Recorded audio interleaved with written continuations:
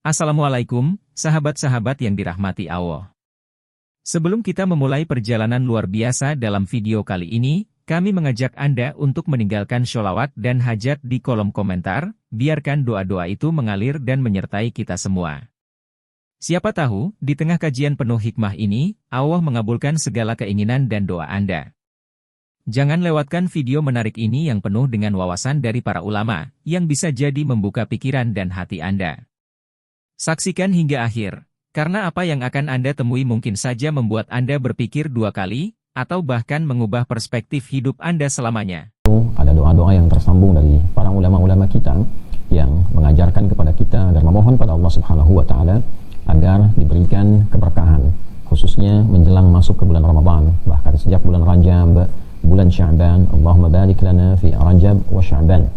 Berkah artinya kontinuitas kebaikan, berlangsungnya dan bertambahnya nilai-nilai kebaikan, ziyadatul khair wastimraruhu, supaya bagaimana mengondisikan diri ini menjadi lebih baik dan konsisten untuk menjemput masa depan, memandang lebih baik, berpikir lebih baik, mendengar lebih baik, berbicara lebih baik, sampai ke ujung kaki melangkah dengan lebih baik, dan konsisten kebaikan itu menjemput masa depan. Jadi kalau kita memohon di bulan Sya'ban ini agar Allah melimpahkan banyak keberkahan, artinya bagaimana menyiapkan diri kita menjadi lebih baik sehingga siap menjemput Ramadan dalam keadaan yang lebih baik. Wa ballighna Ramadan, dan mohon ya Allah sampaikan kami kepada bulan Ramadan dengan keadaan yang penuh berkah tadi. Jadi bukan sekedar kita menemui Ramadan dalam keadaan biasa, hanya menunaikan, mohon maaf, puasa dalam pengertian menahan lapar, haus, atau ketentuan-ketentuan formal saja dari mulai terbit fajar sampai dengan terbenam matahari.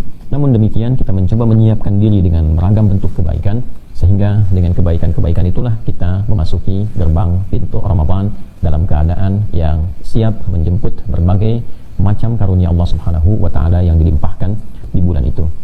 Dengan itu pula kita mengetahui teman-teman sekalian bahwa Allah Subhanahu wa Ta'ala berkenan menurunkan perintah puasa Ramadan kepada Nabi Muhammad SAW untuk disampaikan, dijelaskan, dan dicontohkan secara langsung kepada umat beliau terkasih SAW. Diturunkannya sejak di bulan Sya'ban, bahkan sebulan sebelum datangnya bulan Ramadan, bila meruntut pada urutan bulan.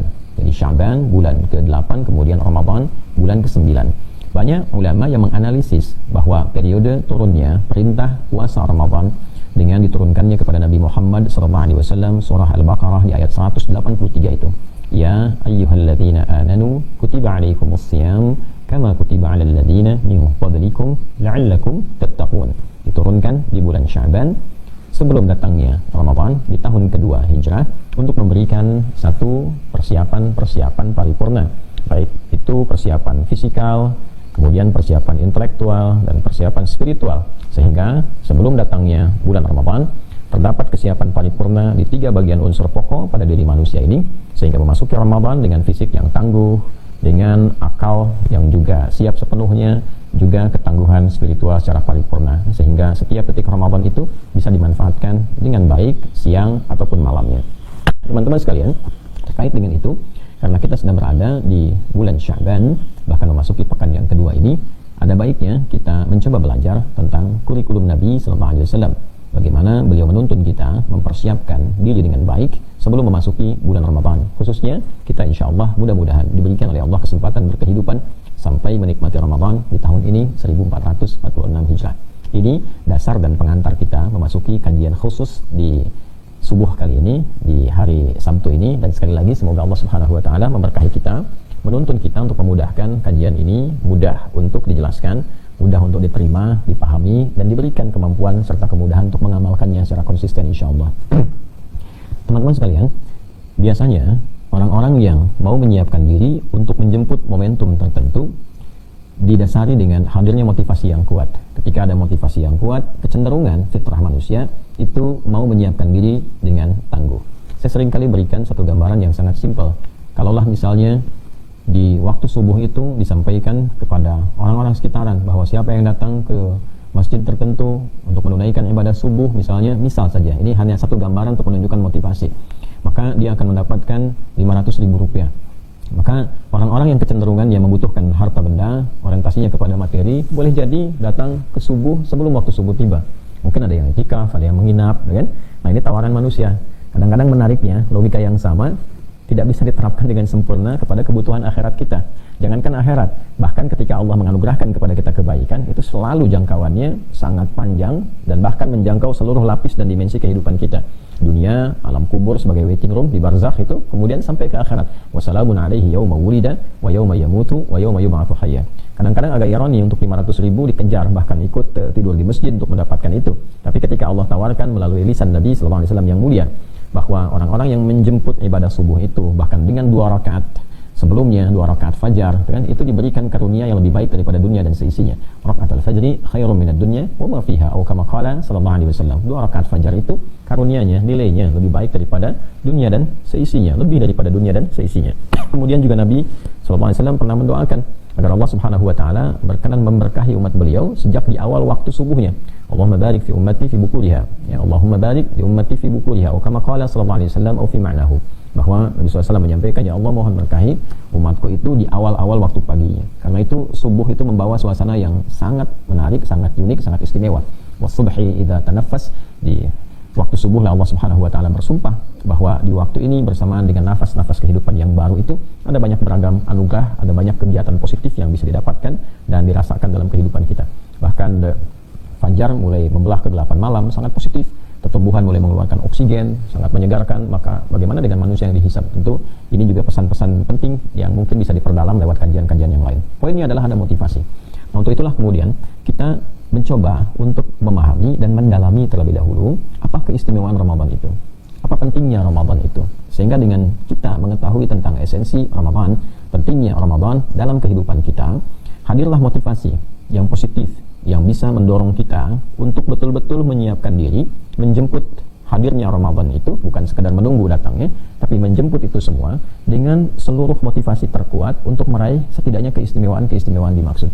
Ini yang menjadikan Allah Subhanahu wa taala seringkali menampilkan berbagai macam keistimewaan, berbagai macam kemuliaan-kemuliaan untuk menghidupkan fitrah kecenderungan manusia yang memang membutuhkan motivasi-motivasi kuat untuk menunaikan berbagai macam aktivitas kehidupannya, termasuk juga dalam rangkaian ibadah, termasuk juga dalam rangkaian menjemput anugerah Allah Subhanahu wa taala. Nah, di edisi yang pertama ini dalam rangka menyiapkan kurikulum Ramadan, kita akan mencoba untuk mendatangkan dan menghadirkan terlebih dahulu keistimewaan-keistimewaan Ramadan yang dengan itu insya Allah jadi titik tolak kita menyiapkan satu kurikulum yang utuh belajar dari petunjuk Nabi sallallahu alaihi wasallam.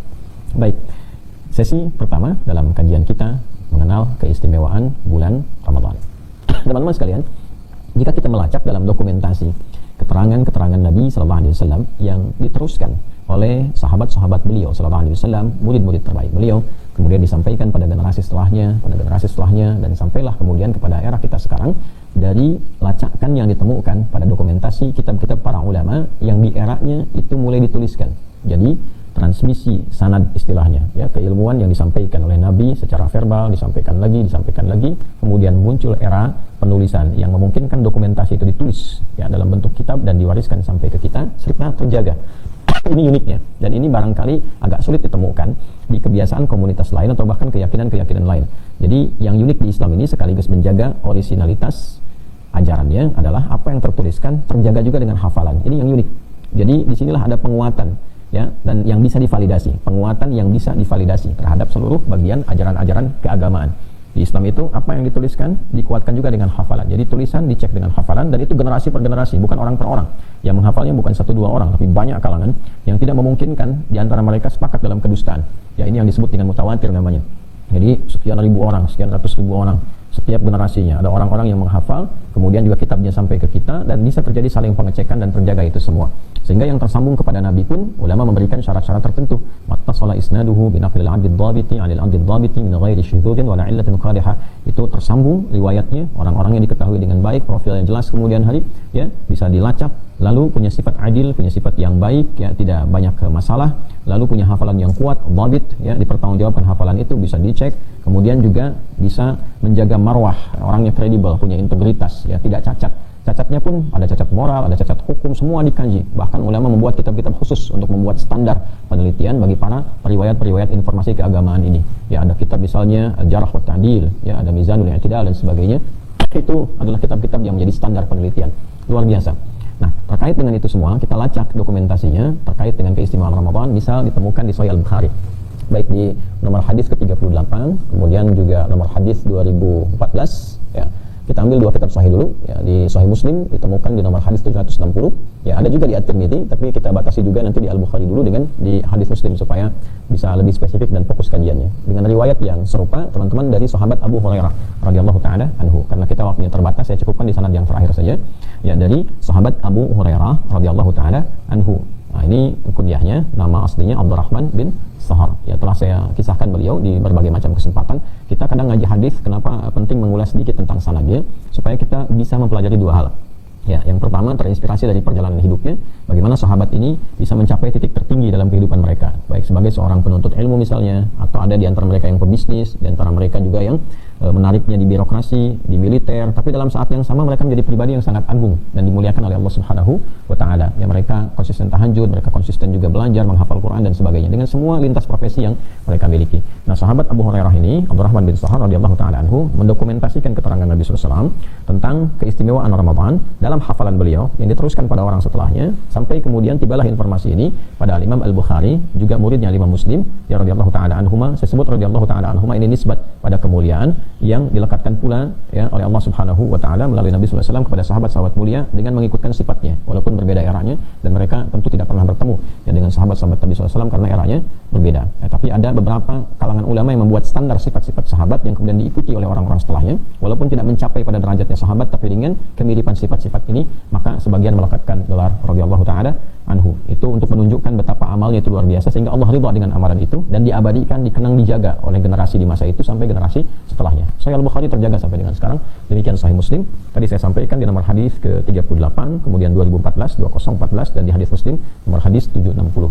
Dari Nabi sallallahu alaihi wasallam disampaikan oleh Nabi sallallahu alaihi wasallam, man qama, atau kita mulai dari somanya dulu, man shama ramadhana imanan wa ihtisaba ghufira lahu ma taqaddama min dhanbi wa man qama lailatal qadri imanan wa ihtisaba ghufira lahu ma taqaddama min dhanbi. Nah, teman-teman, kita ambil di subuh ini satu hadis dulu yang menunjukkan kemuliaan Ramadan, yang dari satu ini kita akan merasakan betapa manfaatnya begitu luas dan melimpah. Seharusnya cukup dengan satu ini saja kita betul-betul menyiapkan diri untuk menjemput Ramadan, walaupun hanya satu ini saja. Tadi saya salah menyampaikan man shoma ramadhana, siapapun, man itu, ya, itu isim mausul, yaitu kata yang menunjuk pada bentuk konjungsi, kata sambung, tapi memberikan penekanan kepada objek yang dituju, ya. Man shoma, siapapun, bentuknya tunggal, bersifat general. Jadi seringkali saya diajarkan untuk berbagi, ketika menemukan kata man ini, rasakanlah ini untuk kita secara personal, walaupun tawarannya general. Jadi tarik ke dalam sifat personal, personifikasikanlah kemudian kata itu kepada diri kita. Jadi kalau tarik misalnya ke pribadi saya, Hadi Hidayat, ya kan, hey fulan, hey fulana, tawarannya spesifik, seakan-akan Nabi itu mengkhitbah, mengajak bicara kepada kita secara personal, tapi ditawarkan secara general, ya, terbuka untuk siapapun. Karena itu kita terjemahkan siapapun, hey. Tapi ketika kita baca, bawa ke dalam nuansa diri kita, hey Hadi Hidayat, hey fulan, hey fulana, tarik, ya, shoma ramadhana, siapapun yang menunaikan puasa Ramadan. Nah, ini menjadi bentuk madhi untuk penguatan. Jadi kalau kita nanti ke ilmu balaghah, ada namanya i'tibar ma yakun, ya, disebutkan dengan bentuk kana, tapi untuk mengambil makna yakun disebutkan dalam bentuknya pasif, ya, bentuk aktif, bahkan aktif yang madhi, past tense, ya, past tense. Jadi disebutkan dalam bentuk yang terdahulu, atau di dalam gramatikal bahasa Arab itu past tense juga bisa memiliki dua arti lain, infinitif, ya, kata kerja asal, sekaligus juga taukid untuk penguat, ya. Tapi yang dimaksudkan untuk makna yang berikutnya, bisa makna future, ya, yakun, makna mudhari'. Jadi ketika disebutkan man shoma, Nabi tidak mengatakan man yasum, tapi dikatakan man shoma, siapapun yang menunaikan puasa. Kenapa menggunakan bentuk fi'il madhi? Kita bahas pelan-pelan untuk mendapatkan kedalamannya, untuk menekankan dua hal. Nah, yang pertama, teman-teman, ini memberikan kesan penguat yang menunjukkan makna kesungguhan, keseriusan. Jadi bukan hanya sekedar puasa, ya, man shoma ramadhana. Jadi kalau kita terjemahkan dengan kedalaman maknanya, siapapun yang menunaikan puasa dengan serius, nah, dengan sungguh-sungguh, ya kan? Nah, kemudian tadi maknanya bisa berarti makna istiqbal, makna mudhari. Mudhari itu kan bisa kini, hadir, ya kan? Bisa kemudian ada makna istimrariyah, makna keberlangsungan, terus berlangsung, ataupun future, ya, bisa juga bermakna al-mustaqbal. Jadi kalau di bahasa Inggris kan bisa berarti present, continuous, and future, ya. Jadi bisa kekinian, bisa terus berlangsung, bisa future untuk masa depan, mustaqbal.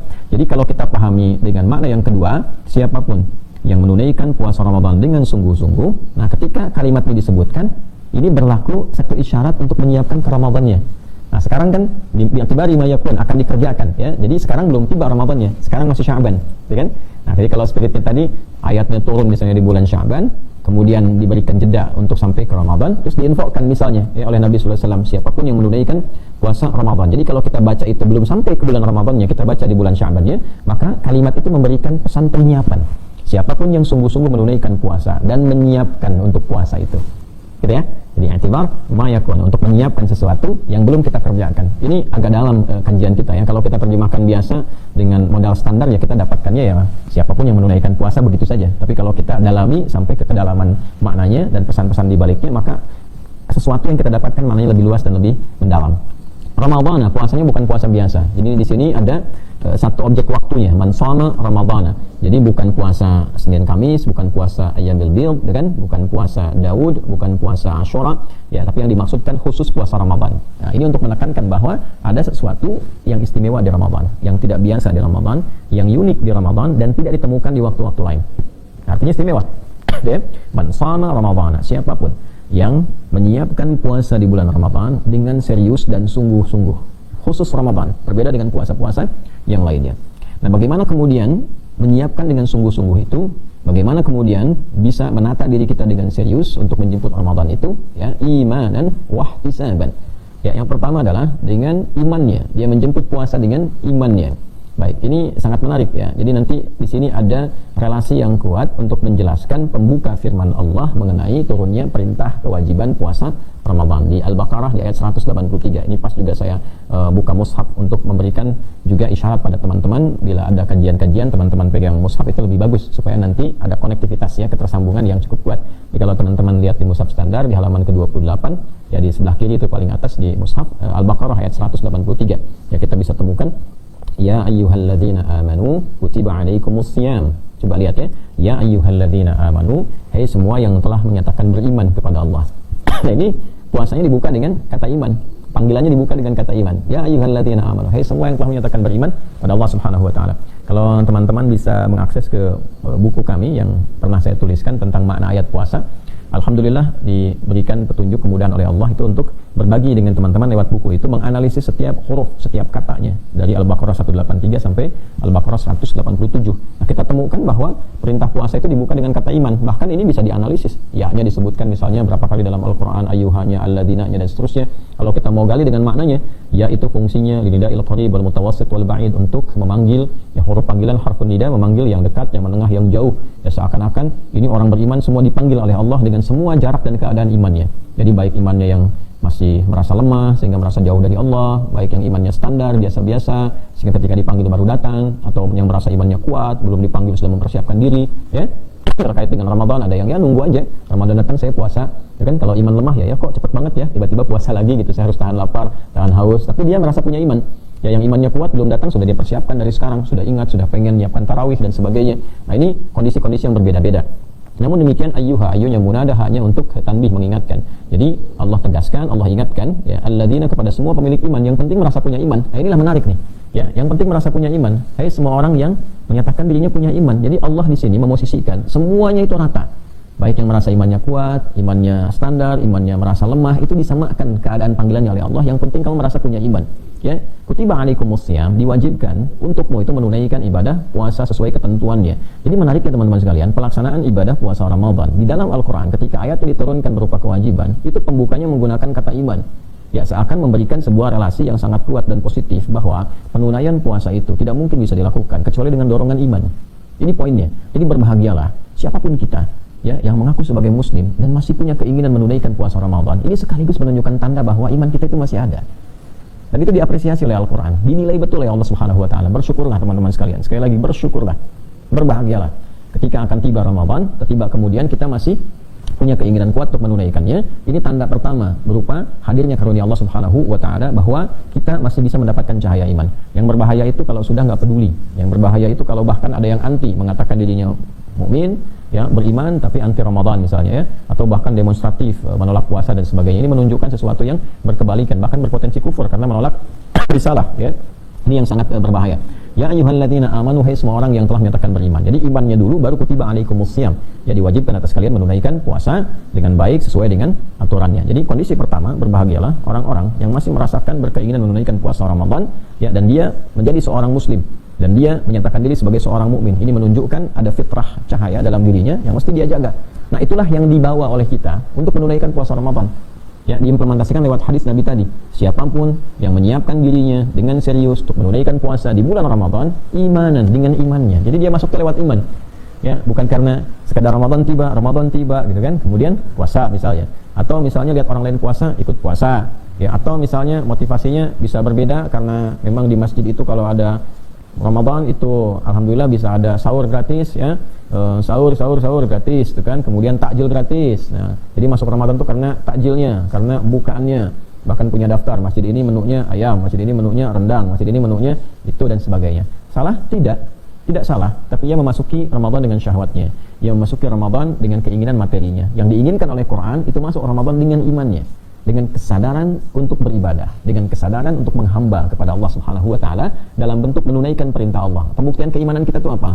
Ya, pembuktiannya kan kita berusaha menaati semua yang Allah perintahkan. Nah, itu namanya ibadah. Jadi ketika kita mengatakan beriman, mesti ada pembuktian. Nah, pembuktian iman itu salah satunya ketika Allah minta kita menunaikan ibadah lewat puasa, kita sambut itu. Kami datang ya Allah dengan keyakinan bahwa ini darimu, sami'na, kami dengar, wa ata'na, kami taati itu. Ya, ini poinnya. Kami dengar, kami taati itu. Nah, karena itu sahabat sangat senang kalau ada ayat-ayat dibuka dengan ya ayyuhalladzina amanu, karena mereka ingin membuktikan keimanan mereka kepada Allah Subhanahu wa taala dan Rasulnya. Maka mereka berkata, wa qalu sami'na wa ata'na. Kami dengar ya Allah, kemudian kami taati. Nah, ini poin yang pertama. Jadi kita mesti menyiapkan bagaimana caranya menyambut Ramadan itu menggunakan iman. Ini dulu ya. Jadi saya buka ini dulu nanti sebagai pengantarnya untuk menemukan motivasi terkuatnya. Setelah itu baru kita rumuskan kurikulum-kurikulumnya. Jadi kita dapatkan yang pertama, Ramadan perlu persiapan karena bentuknya tadi menggunakan bentuk kuat ya fi'il madhi, tapi bentuknya kemudian punya makna mudhari dan di situ ada unsur jiddiyah, kesungguhan, keseriusan. Kemudian waktunya spesifik Ramadan, lalu disebutkan isyarat mempersiapkan diri dengan keimanan. Wahtisaban, ya, dan keikhlasan karena Allah dengan menyiapkan satu agenda koreksi yang baik untuk merubah kepribadian menuju lebih mulia. Nah, ini agak panjang juga ini karena kita bahas detil-detil tafsiriyah yang memungkinkan kita tampilkan.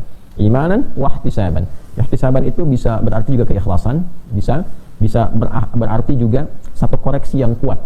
Jadi ada hasaba yuhasibu muhasabatan, kita sering dengar muhasabah fi'il. Ada hasiba yahsabu, bisa yahsibu juga, jadi mudhari'nya bisa dua, hasiba yahsibu, bisa hasiba yahsabu. Nah, hasiba ini menghitung secara detil asalnya. Ya, kita pernah dengar hisab gitu kan, ilmu falak juga bagian dari hisab, menghitung sesuatu dengan presisi, ya, sampai ke detil-detilnya, sampai ke komanya dan sebagainya, itu disebut dengan hisab. Nah, satu saat di akhirat nanti kita akan dihisab, artinya sampai ke detil-detilnya. Tidak ada yang terzalimi, semua yang dikerjakan baik ataupun buruk itu hisab, maksudnya ditampilkan ukurannya sampai yang paling detil, ya. Mata dihisab, apa yang pernah dikerjakan oleh mata, ya, apakah pernah dikoreksi ini selama hidup sehingga tampilan hisabnya nanti sempurna. Iqra kitabaka kafa bi nafsika al-yawma 'alaika hasiba. Buka buku catatanmu, itu raportmu tuh, ya. Nah, di hari ini cukup engkau dihisab. Jadi di kitab itu nanti sempurna itu catatan semuanya tuh, ya. Maka bagaimana nanti kita dapatkan? Semoga Allah menolong kita, memberikan syafaat kepada kita yang melalui syafaatnya, melalui petunjuk yang diberikan oleh Allah Subhanahu wa taala pada Rasulullah SAW, ya, irfa' ra'sak sal tu'ta, ya, angkat Muhammad SAW kepalamu, karena beliau sujud kepada Allah tuh minta diberikan oleh Allah anugerah, ya, untuk memberikan syafaat kepada umatnya. Mudah-mudahan kita termasuk golongan yang disyafaati oleh Rasulullah SAW. Mudah-mudahan kita diberikan kekuatan untuk senantiasa mencintai Nabi dan bersalawat pada Rasulullah SAW. Kembali teman-teman sekalian, jadi ketika Allah Subhanahu wa taala menyampaikan pembuka ayat puasa dengan iman, Nabi menerangkan, nah, di antara implementasi tentang penyiapan kurikulum dengan keimanan itu, yang kedua adalah mencoba untuk bisa dengan detil. Tadi kalau hasiba menghitung dengan detil, kalau kita naikkan hasaba, saling mengoreksi dengan detil, saling mengingatkan. Ya, teman dengan teman gitu kan, saling mengoreksi, saling menguatkan. Terus kalau kita mau naikkan lagi levelnya, ya, kita tambahkan alif dengan ta di situ. Jadi kalau hasiba itu masih orisinil, infinitif 3 huruf. Kalau hasaba tambah 1 huruf gitu kan. Nah, bisa nanti bentuknya mufa'alah untuk saling, ya, saling mengingatkan, saling mengecek dan sebagainya. Makanya muhasabah itu kan konteksnya ada bukan satu pihak, kan 1-2 pihak saling mengoreksi. Walaupun itu sendiri antara dia dengan jiwanya, ya, saling mengoreksi. Kalau ihtisab, ihtasaba yahtasibu itu lebih dalam lagi. Ya, artinya ada kesungguhan karena alif dan ta itu juga menunjuk makna kesungguhan, keseriusan. Jadi wahtisaban, dan dia serius mengoreksi dirinya sampai menemukan kekurangan-kekurangan yang dia dapati atau kelebihan-kelebihan yang pernah dia kerjakan itu, lalu dia susun itu supaya yang kurang-kurang diperbaiki, yang lebih dipertahankan, bahkan mungkin ditingkatkan. Nah, itu ihtisab namanya. Ya, ada juga makna yang kedua, ihtisab itu menunjukkan keikhlasan yang dalam. Jadi mengoreksi diri, pekerjaan-pekerjaan yang kadang dilakukannya itu bukan karena Allah. Ya. Nah, coba dicatat lagi sampai detik ini, Anda dan kita saling mengoreksi. Apakah mungkin juga saya dalam mengajar, kan bisa saja terjadi dalam perjalanan mengajar ini ada bagian-bagian tertentu yang berkurang nilai kesungguhan dan keikhlasannya karena Allah itu. Ya, apakah mungkin dilakukan? Boleh jadi fitrah kemanusiaan karena ada kebutuhan yang diinginkan manusia untuk belajar, karena misalnya ngejar tayang, karena popularitas, naudzubillah, ya, karena materi, naudzubillah, dan sebagainya. Ya, Allah yang Maha mengetahui itu semua. Ya, seringkali saya katakan pada teman-teman dalam pengajian, tolong doakan tuh. Ya, doakan, saya minta mohon dalam sujud, ustaz-ustaz juga didoakan. Kadang doa kita spesifik, kan, supaya diikhlaskan, karena ini penting sekali. Bukan sekedar sampainya ilmu, tapi ini bagian dari ihtisab. Ya, ihtisab, bagaimana kita menjaga semua amal itu betul-betul diniatkan supaya mendapatkan ridha Allah Subhanahu wa taala. Demikian sebagai orang tua merawat anak, apakah betul karena Allah? Bekerja yang kita kerjakan apakah betul karena Allah? Nah, ini Ramadan ini, sebelum masuk ke Ramadannya, kita betul-betul persiapkan bahwa setiap amal yang dikerjakan siang dan malam itu betul murni didedikasikan untuk kepentingan ibadah, betul-betul ibadah. Ya, jadi iman itu nanti membawa satu dorongan kuat untuk memasuki Ramadan. Implementasinya ihtisaban, kesungguhan untuk mengerjakan ibadah itu karena Allah. Ya, agenda apa yang kita siapkan semuanya lillah, siang malamnya. Ya, karena itu sering didapatkan para ulama-ulama, Imam Malik misalnya, kita dapati dalam sejarah termasuk Imam Syafi'i dan yang lainnya, itu menyiapkan diri betul ketika Ramadan, libur tugas mereka, mengajar dan seterusnya. Menyiapkan betul-betul ibadah. Agenda ibadah siang dan malam. Imam Syafi'i itu radhiyallahu taala anhu rahimahullahu taala itu sampai beliau agenda bacaan Qur'annya saja sehari itu bisa 2 kali khatam, siang sekali, malam sekali gitu ya, saking sungguh-sungguhnya, kan. Nah, itu demikian, mungkin eranya berganti. Kalau dulu ulama Ramadan itu libur, mereka meningkatkan ibadah. Ya, ustaz-ustaz mungkin para kiai sekarang malah Ramadan meningkat dengan mengajar, ya sah-sah saja, mungkin kan eranya berubah, banyak kemudian mengajar, tapi poinnya adalah ihtisaban, ya, ihtisaban, betul-betul menyiapkan diri menjadi ibadah, ngajarnya pun ibadah, kultum tarawihnya ibadah, ya, bukan ihtisab amplop ya, untuk menghitung berapa masjidnya, berapa amplopnya, berapa isinya. Nah, itu juga masuk kategori yang akan dinilai gitu kan, apakah memang dunia yang dicarinya atau ridha Allah yang ingin didapatkannya. Jadi kaidahnya menyiapkan diri dengan kesungguhan menjemput Ramadan, kemudian dilakukan dengan basic keimanan yang kuat, lalu ihtisab, menyiapkan agenda yang diniatkan khusus untuk beribadah kepada Allah Subhanahu wa taala dan bagian dari pengoreksian diri. Nah, bagaimana korelasi ini dengan keutamaan yang didapatkan di dalam Ramadan? Kenapa sih muncul ini sebagai pembukanya gitu? Siapkan dirimu, kuatkan dirimu pakai iman, kemudian siapkan agenda ibadah yang betul-betul diniatkan karena Allah. Ada apa? Ghufira lahu ma taqaddama min dzambi. Ghufira itu menggunakan bentuknya fi'il madhi pasif, majhul. Ya kan? Majhul, teman-teman sekalian. Bentuknya pasif. Jadi dibuka dengan bentuk aktif, man shoma, kemudian dijawab dengan bentuk yang pasif, ghufira. Ini sangat menarik. Ya, ghufira lahu ma taqaddama min dzambi. Asalnya ghafarallahu lahu, bentuk aktifnya. Tapi ketika dijadikan pasif, nah ini ya, subjeknya kemudian ditiadakan, dibentuk dalam bentuk pasif, ini juga bermakna taukid. Ya, takkid, penguat ini. Betul-betul, ya, sehingga bagi orang beriman itu kalau bentuknya menjadi pasif, dia sudah tahu bahwa bentuk aktifnya itu Allah yang memberi. Ya, misal di sini, ya ayyuhalladzina amanu kutiba alaikumusiyam. Ya, asal katanya kan bentuk aktifnya kataballahu alaikumusiyam. Kenapa kemudian dijadikan bentuk pasif? Ya, Allahnya kemudian di situ kalimatnya dialihkan dari bentuk aktif kataballahu alaikum menjadi kutiba alaikum, jadi bentuk pasif diwajibkan kepada kalian, karena orang yang punya iman itu enggak usah nanya lagi siapa yang mewajibkan, pasti Allah. Sepanjang dia masih punya iman, dia meyakini semua kewajiban datang dari Allah, jadi enggak banyak tanya lagi. Jadi kalau sudah bentuk pasif jangan banyak ditanyakan. Ya, kalau bentuk aktif kataballahu itu kan Allah mewajibkan kepada kalian, mungkin masih orang nanya kenapa diwajibkan ya Allah, ya kan? Tapi ketika sudah ada iman dalam dirinya, dia punya keyakinan apapun yang Allah berikan pasti di situ ada manfaat, ada kebaikan, ada limpahan anugerah. Karena itu ketika diberikan dalam bentuknya bentuk pasif, kutiba alaikum, orang beriman enggak akan tanya kenapa ya Allah diwajibkan, kenapa mesti sebulan, kenapa mesti begini, karena modalnya iman awalnya, yakin tanpa ragu. Kalau sudah enggak ada ragu, enggak usah nanya gitu. Itu maksudnya ya. Nah, ini pun ghufira supaya kita enggak nanya lagi. Ghufira lahu. Ya, itu bentuknya. Ada bentuk kuat di dalamnya, diampuni. Ya, dia akan diampuni. Jadi kalau betul-betulnya kesungguhannya serius, mendalam, itu bisa juga masuk bentuk pasti diampuni. Ya, nah, kalau kita menggunakan standar tadi, masuknya pakai iman, ihtisabnya dipakai, ghufira lahu, pasti diampuni. Ya, bentuknya kuat sekali. Ghufira lahu ma taqaddama min dzambi. Ma, semua, segala. Ya, pakai isim mausul, man ketemu ma tuh. Man menunjuk pada orang, ma menunjuk pada keadaan. Ya kan? Man umumnya menunjuk pada yang berakal, ma menunjuk kepada bagian-bagian kehidupan atau kalaupun makhluk yang tidak berakal, gitu kan? Nah, di sini dibuka pakai man menunjuk pada semua kalangan, sifatnya personal tapi tawarannya general. Kemudian yang kedua, menariknya teman-teman sekalian dibalas pakai ma, segala, semua tanpa kecuali. Ma taqaddama, semua tanpa kecuali. Ya, taqaddama min dzambi, yang telah berlalu dari dosa-dosa orang itu. Jadi keutamaan pertama dari Ramadan itu singkatnya bisa menggugurkan seluruh dosa. Allahu Akbar. Bayang ya, siapa yang hidup tanpa dosa sampai detik ini saja kita bicara. matanya tanpa dosa, ya kan? Telinganya tanpa dosa, lisannya tanpa dosa, kemudian sampai ke ujung kaki. Siapa yang hidup nggak punya dosa? Ya. Atau sekarang kalau punya dosa, pulang kembali kepada Allah, tenang nggak kira-kira tuh? Ya, bahagia nggak pulang bawa dosa itu? Ya, jangankan kita kembali kepada Allah di akhirat misalnya, di dunia saja. Ya, ayah pulang ke rumah bawa salah, itu tenang nggak? Makanya saya bingung kalau ada, mohon maaf sekali lagi, misalnya seorang ayah korupsi gitu, terus bisa pulang ke rumah dalam keadaan tenang, itu pasti sakit itu.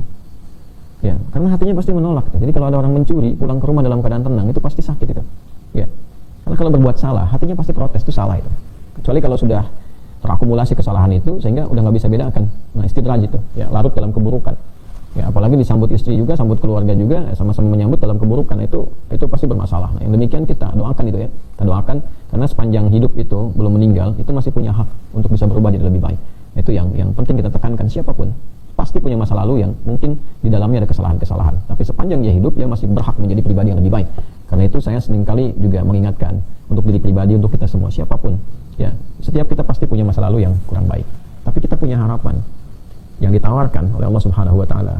Dicontohkan oleh Nabi, dijelaskan pada kita dengan rahmatan lil alamin, bahwa kita punya kesempatan menjadi pribadi yang lebih baik sebelum meninggal. Ya, semoga husnul khatimah ya. Oleh karena itu, dalam kehidupan saja kalau salah kan malu pulang. Ada anak salah pada orang tua, pulangnya kan berat gitu, ya kan? Nah, demikian pula orang-orang yang berbuat salah dengan hartanya, dengan jabatannya. Salah di jabatan kan gak enak pulang gitu. Nah, sekarang ada dosa, ada salah, terus mau pulang kepada Allah. Gimana gitu? Ya. Terus ada yang lebih ironi lagi. Ironinya sudah banyak dosa, mencurinya banyak, terus begitu meninggal pengen disebut almarhum gitu. Ya, almarhum itu kan yang disayang. Gimana bisa disayang? Ya. Almarhum itu artinya yang disayang oleh Allah. Allah punya sifat namanya Rahman dan Rahim. Orang yang mendapatkan Rahman dan Rahimnya Allah disebut almarhum. Ya, bagaimana hidupnya penuh dengan tindakan kriminal, pas meninggal pengen disayang gitu kan, repot. Nah, oleh karena itu kalau harapan terbesarnya almarhum pengen disayang, ya kita menyiapkan diri. Nah, Ramadan itu momentum terbaik karena semua dosa besar dan kecil itu berpotensi diampuni. Dan sigat yang ditampilkan, ya, kata yang ditampilkan itu bentuknya kuat sekali. Ghufira lahu ma, semua dosa-dosa ma taqaddama min dzambi, semua dosa yang pernah dikerjakan berpotensi diampuni. Ramadan. Ya, Ramadan teman-teman sekalian.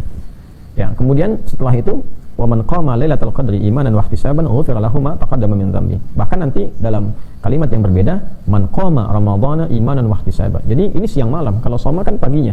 Ya kan? Pagi itu kalau diambil bentuk umum itu menunjukkan dari fajar sampai ke maghrib dalam konteks puasa. Jadi kadang ulama bagi dua antara pagi dengan malamnya, atau kadang disebut siang ya untuk mengambil tengah-tengahnya. Maksudnya dari mulai fajar sampai ke maghrib, kemudian ibadah malam dari ba'da maghrib artinya isya sampai dengan menjelang fajar. Jadi kalau kita hadirkan itu 24 jam, peluang ampunan Allah itu diturunkan. Ramadan sebulan penuh, Allahu Akbar. Gak dapat di satu malam berikutnya, gak dapat di malamnya siangnya. Di 24 jam ampunan Allah ditebarkan. Jadi kalau ada orang kemudian misal meninggal dalam keadaan dia telah memohon ampun kepada Allah sedang puasa paginya, terus dia istighfar gitu kan, dia koreksi diri, ihtisab tadi itu ihtisab, koreksi ujung kepala sampai ujung kaki dengan iman. Semalam misalnya kan dia sholat karena Allah, baik itu siangnya ataupun malam, misalnya dia meninggal dalam keadaan itu sedang istighfar betul, sedang minta ampun, itu berpotensi diampuni semua dosa. Diampuni semua dosa. Ya, ada bab tertentu yang dipisahkan oleh ulama untuk bisa diselesaikan supaya tidak menggantung terlebih dahulu. Dosanya diampuni, tapi kalau terkait harta misalnya tentang utang piutang gitu, ya mesti dilunasi dulu. Jadi keterangannya dosa diampuni tapi tidak memberikan penekanan utang lunas gitu kan. Ya, jadi utang tetap diusahakan untuk dilunasi terlebih dahulu. Tapi ini anugerah terbesarnya adalah apa? Dosa diampuni. Ini sesuatu yang sangat luar biasa. Ya, sulit untuk kita dapatkan dalam kehidupan kita, teman-teman sekalian. Oleh karena itu, jika merasa tidak aman dengan maut, artinya bisa datang kapan saja, dan merasa belum aman dengan amal, artinya kita merasa banyak salah dan sebagainya, maka sebagai muslim yang baik, insan beriman yang baik, seyogyanya dan cerdas dia menyiapkan diri. Wah, ini peluang, saya diampuni dosa nih. Ya, paginya, malamnya, siangnya, sorenya, 24 jam ampunan Allah diturunkan. Maghfirah, rahmah, bahkan itqum minan nar, peluang, potensi dibebaskan dari neraka itu hadir 24 jam dalam sehari, terus ditampilkan. Kapan lagi dapat seperti ini? Ya, karena itu ada hadis yang sangat viral, termasuk Al-Hakim An-Naisaburi memasukkan hadis ini dalam kitab Mustadrak beliau, bahwa nanti ada 3 kalimat yang disampaikan dari Nabi SAW. Salah satunya ini adalah sesuatu yang sangat menarik. Ya, siapa yang sampai ke bulan Ramadan, ya, kemudian dia tidak mendapatkan ampunan Allah Subhanahu wa taala, maka sangat disayangkan, jauh dari rahmat Allah, sangat disesalkan, tidak mendapatkan anugerah yang dimaksudkan. Man adraka ramadhana falam yughfar lahu. Ya, orang yang mendapati Ramadan tapi enggak memanfaatkan potensi Ramadan supaya dosanya diampuni. Itu raghima an farajulin, pembukanya tuh, kotor hidungnya, belang hidungnya, atau bu'dan dalam salah satu tafsirnya, jauh dari rahmat Allah Subhanahu wa taala. Jadi raghima anfu rajulin itu satu idiom yang ditampilkan dalam bahasa Arab untuk menunjuk seseorang dengan perilaku yang kurang etis, ya, sesuatu yang nggak bagus. Ya, kalau bahasa kita itu hidung belang tuh, hidungnya kotor itu. Ya, hidung belang kan dulu ada satu sejarah juga di era kolonial itu, ya, di Belanda itu kalau ada yang berzina itu, ya, itu kemudian yang dua-duanya laki-laki perempuan itu akan dihukum sampai meninggal. Ya, ada yang dirajam, dilempar, ada yang dipenggal dan sebagainya. Tapi sebelum itu laki-lakinya dibelangin dulu hidungnya, ya, untuk menunjukkan bahwa ini perbuatan kotor yang tercela. Dan ini pernah terjadi saat di Batavia itu, ya, seorang prajurit pernah kemudian berzina dengan salah satu kolega dari gubernur pada masa itu, entah JP Kun atau yang lain gitu kan. Kalau teman-teman bisa cek sejarahnya, itu ada juga di kota tua itu di Jakarta, ya teman-teman, kalau cek itu sejarah. Nah, itu kemudian prajurit itu berzina dengan salah satu kolega, ya, pembesar di Belanda pada masa itu, dan ketahuan langsung dihukum. Ya, sebelum dihukum itu, ya, dieksekusi sampai meninggal keduanya. Itu yang laki-laki diberikan tanda di hidungnya, ya, dengan arang gitu untuk menunjukkan kehinaan. Maka di situ belanglah hidungnya, disebutlah hidung belang. Itu asal-asal dari kata-kata hidung belang yang menyebar di masyarakat dikaitkan dengan perilaku yang menyimpang. Nah, ini raghima anfu rajulin, kotor nih hidungnya, belang hidungnya. Nah, ini untuk menunjukkan sesuatu yang nggak pantas lah. Merasa beriman, dikasih ampunan, peluang, ya, sebulan penuh siang dan malam, kok nggak bisa dapat gitu? Kok bisa? Ya, sehari nggak dapat, ya besoknya bisa dapat, siang nggak dapat, malamnya bisa dapat. Jadi kalau sebulan nggak dapat tuh ngapain aja gitu? Ya, nah, itu sesuatu yang nggak tepat. Nah, itu juga dicela oleh malaikat. Jadi sampai dikatakan amin, kan? Dalam riwayat malaikat mengaminkan, ada keterangan lain Nabi yang mengaminkan. Ya kan? Ya, dijauhkan dari rahmat Allah orang-orang yang diberi kesempatan dan dikasih dan dimanfaatkan gitu. Nah, ini sesuatu juga motivasi yang sangat kuat supaya kita terhindar dari hal-hal buruk atau celaan-celaan yang dimungkinkan bisa terjadi pada orang-orang yang tidak menyiapkan diri. Jadi ini teman-teman, singkatnya, keutamaan pertama Ramadan yang menghadirkan motivasi kuat bagi kita untuk menyiapkannya adalah Ramadan berpeluang mendapatkan limpahan anugerah ampunan di setiap detik-detik bagian waktunya, siang dan malam. Dan itu yang paling kita impikan. Ya, kita berharap pulang dalam keadaan yang baik, yang bersih, seperti kita dilahirkan dalam keadaan fitrah yang bersih, pulang juga dalam keadaan yang bersih. Berbahagialah orang-orang yang dianugerahi berbagai macam kehidupan, kenikmatan dalam hidupnya, kemudian pulang mendapatkan ampunan Allah. Dosanya gugur, hartanya, hisabnya aman, ilmunya aman, tenaganya aman, dan pulang dalam keadaan yang menggembirakan. Dan di akhirat dibangkitkan dalam keadaan yang bahagia. Wassalamun alaihi yauma wulida, selamat dia saat dilahirkan, wa yauma yamutu, meninggalnya pun dia selamat, wa yauma yub'atsu hayya, dan dibangkitkan dalam keadaan gembira saat di akhirat karena selamat dia melewati hisab. Itulah teman-teman sekalian, kita pentingnya menyiapkan diri di bulan Sya'ban ini menjelang Ramadan sehingga jelas, jangan sampai nanti masuk Ramadan bingung mau ngapain gitu kan. Terus cara menjemput ampunan Allah itu seperti apa, amalannya bagaimana, apa yang mesti dikerjakan siangnya, seperti apa malamnya. Itulah nanti insya Allah yang akan kita bahas di pertemuan lanjutan dalam menyiapkan spesifik rangkaian kurikulum Ramadan. Semoga kita dimaafkan, diampuni, diberkahi oleh Allah Subhanahu wa taala di bulan Sya'ban ini, dan diberikan kesempatan untuk sampai ke bulan Ramadan dalam kondisi baik fisik, pikiran, dan jiwa yang sempurna sesuai dengan kemampuan yang bisa kita siapkan. Allahumma taqabbal minna innaka antas samiul alim wa tub alaina innaka antat tawwabur rahim. Allahumma barik lana fi Rajab wa Sya'ban hadha wa ballighna Ramadan. Wa sallallahu ala sayyidina Muhammad wa ala alihi wa sahbihi ajma'in. Wa akhiru da'wana subhanakallahumma rabbana wa bihamdika asyhadu an la ilaha illa anta nastaghfiruka wa natubu ilaik. Walhamdulillahi rabbil alamin. Wassalamu alaikum warahmatullahi wabarakatuh.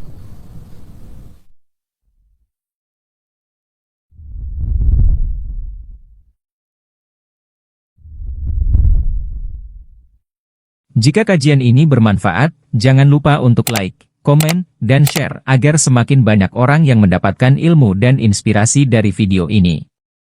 Jangan lupa juga untuk subscribe channel ini agar tidak ketinggalan kajian-kajian menarik lainnya. Terima kasih sudah menyimak, semoga bermanfaat, dan sampai jumpa di video berikutnya.